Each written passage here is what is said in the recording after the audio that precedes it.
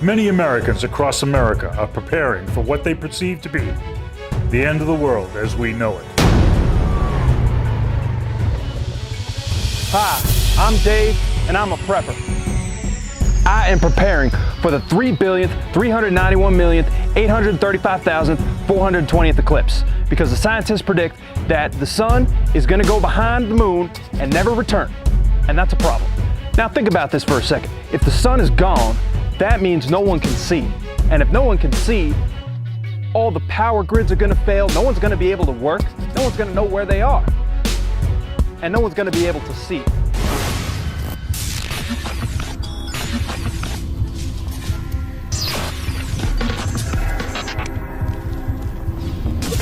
Dave is a part of the Global Truth Organization that advocates for the end of eclipses. We need to keep the sun where it is. In order to prepare for this impending disaster, Dave is stockpiling flashlights so that he can see when the sun goes away. Now what I have here is several thousand flashlights. I have LED flashlights. These are super high tech. I got some more LED flashlights. I got this little headlamp thing here. That's pretty nifty. I also have halogen flashlights, xenon flashlights. I also have all these backup candles and lanterns and light bulbs here. Yeah, I'm prepared. Dave goes through weekly training exercises to make sure he's sharp and ready for the worst. What I'm doing now is plucking chicken blindfolded.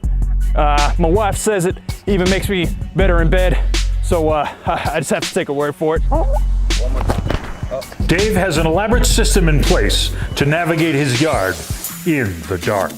I got a glow stick on every tree. He has several stashes of critical supplies placed underground, hidden from plain view. Now every prepper's gotta have random shit buried in their yard. This is where I keep my food supplies. I have 32 years worth of SPAGHETTOS 6 feet under. Under that there Flamingo, I have more flashlights buried underground.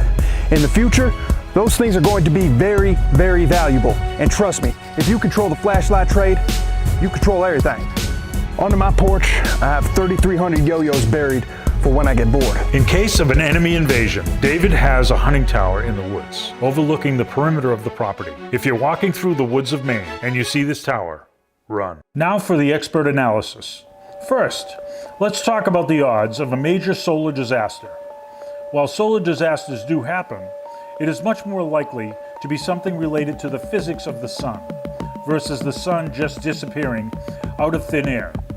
During an eclipse, the sun doesn't disappear, the moon is just blocking it out of our view.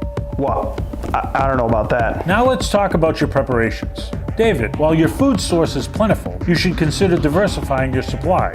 SPAGHETTOS do not have enough nutritional value for long-term survival. And while you may have 32 years worth, by year 30, you may not want to eat a 30-year-old can of SPAGHETTOS. You don't know what I've eaten, buddy. And trust me, SPAGHETTOS are the least of my concern. David, when it comes to your water supply, you didn't even mention it, so we assume you don't have one. The public utilities will be out of commission in the event of a solar disaster.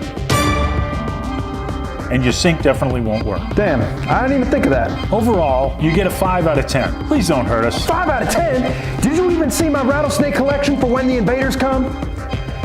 Show's freaking bullshit, man. On next week's episode, we will be focusing on Deborah. Deborah is preparing for a coyote overpopulation.